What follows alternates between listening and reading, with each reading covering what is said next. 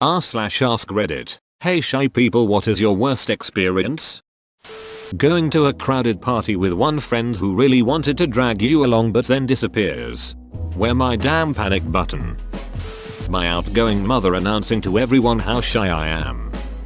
I was in a group therapy session as a kid, like maybe 14. I really had to go to the bathroom but we weren't allowed to during the session.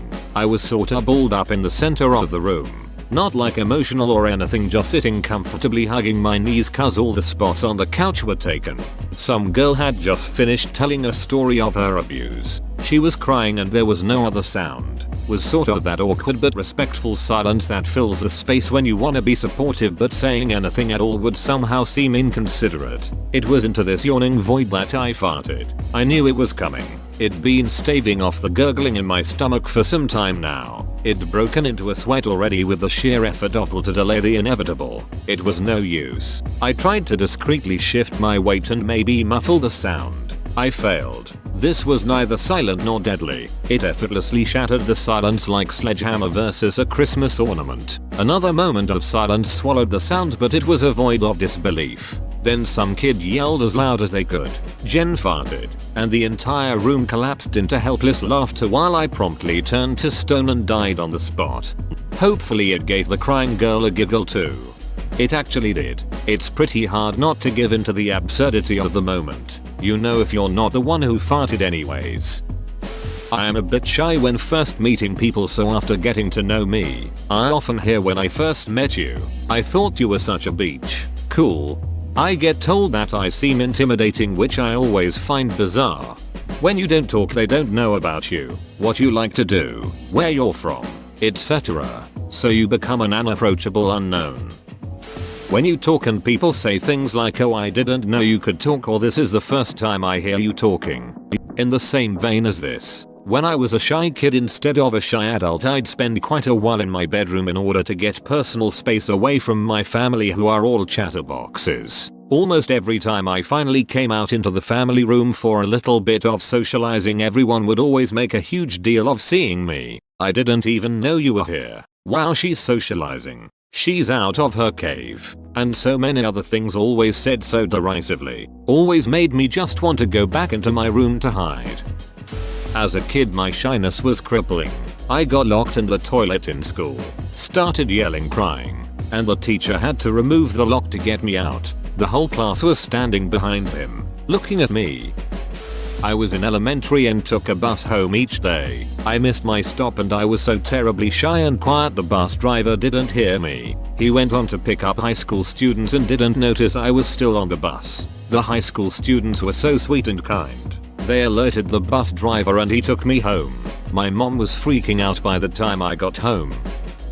Putting a year's worth of confidence into a job interview, just to be the quiet one after you get the job. The anxiety, dude. It's always frustrating as hell. Your first few weeks while getting comfortable with everyone, you just keep asking yourself, if I could interview so well, why the hell is it taking so long to be able to talk with my coworkers? Went to a party. Guy I've never met walks up to me, shakes my hand, and says hello. What's your name? Where were you born?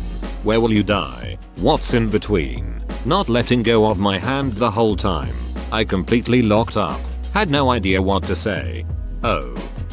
Okay, my name's John. I was born in Milwaukee. Judging by this conversation, I'm probably going to die at this party and the in-between will be you murdering me. Nice to meet you. Edit. Haha. That's not my real name and I'm not from Milwaukee, but thanks for all the awards.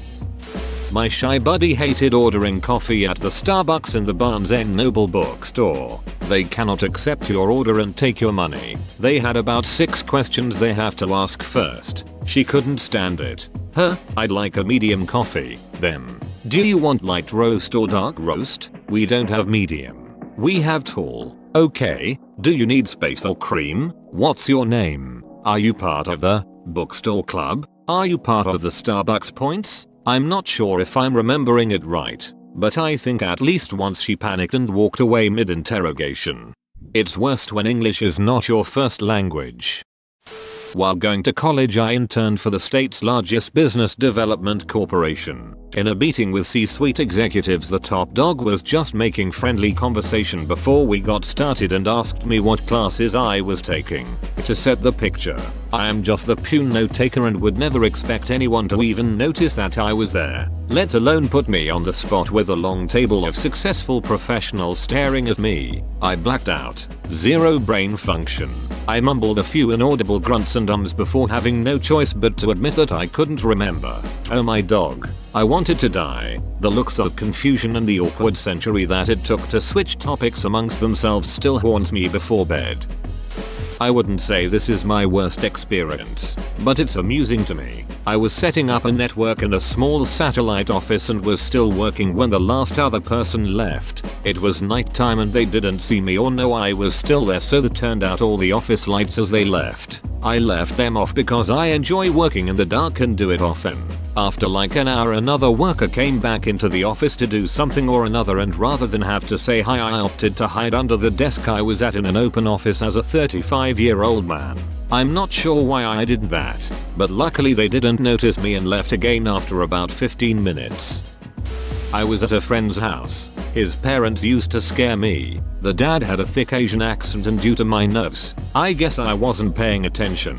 Didn't realize the dad was full on asking how I was, and I just stood there awkwardly. I thought he was speaking to his son in Cantonese. I still think about this. I never corrected my boss when she mixed up my name on the first day. I had already introduced myself to some people by my real name.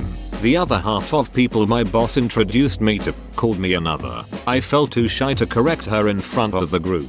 It just led to more awkward conversations, as the two names were completely different. I have a bar that I used to go to in the before times, where I would play darts with some friends. It's a small bar, so the one bartender learned most people's names. It was after a few weeks that I realized that he was calling me the wrong name. I thought the previous times he had been talking to someone else. It's been too long now, so I won't correct him. Mandatory speech class when I was a freshman in college. I'd do the thing, then go back to my dorm and throw up. Really freaked out my roommate, who I barely spoke to. 5 speeches that semester. It was a nightmare.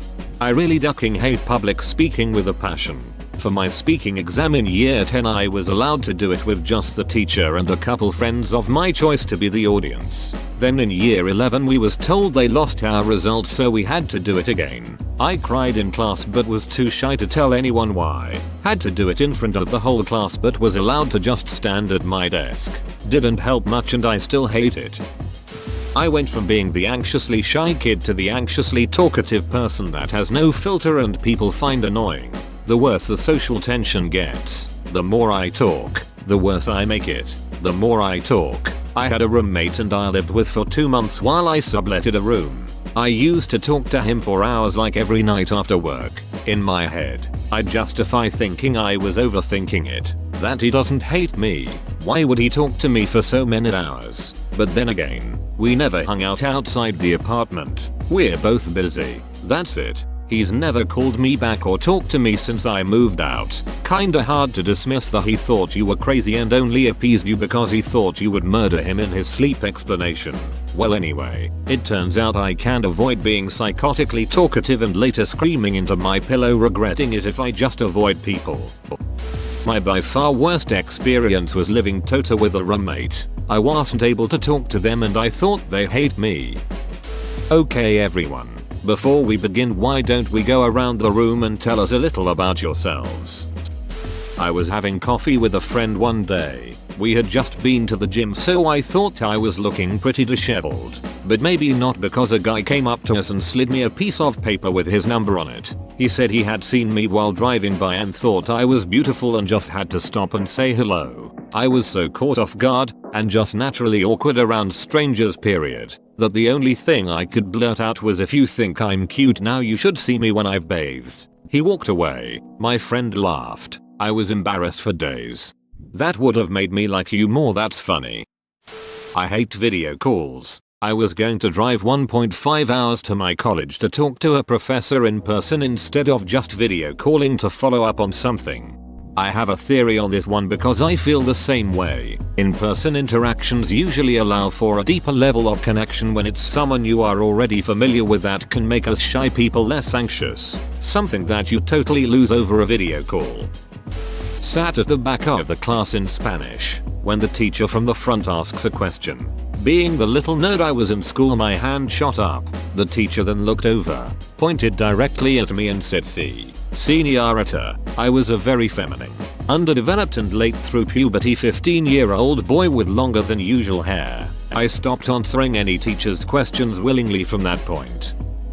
Someone took my order from the shelf at the online order station at Chipotle and I waited 45 minutes after the time it was supposed to be done before saying anything because I didn't want to be rude. Not the little worst thing to happen to me, but it is what stopped me from going to Chipotle. Whoa, you made it to the end? You're a ducking beast. I'll cut you a deal. Smash like and subscribe for more curated content, bruh. It's free and that's a great price.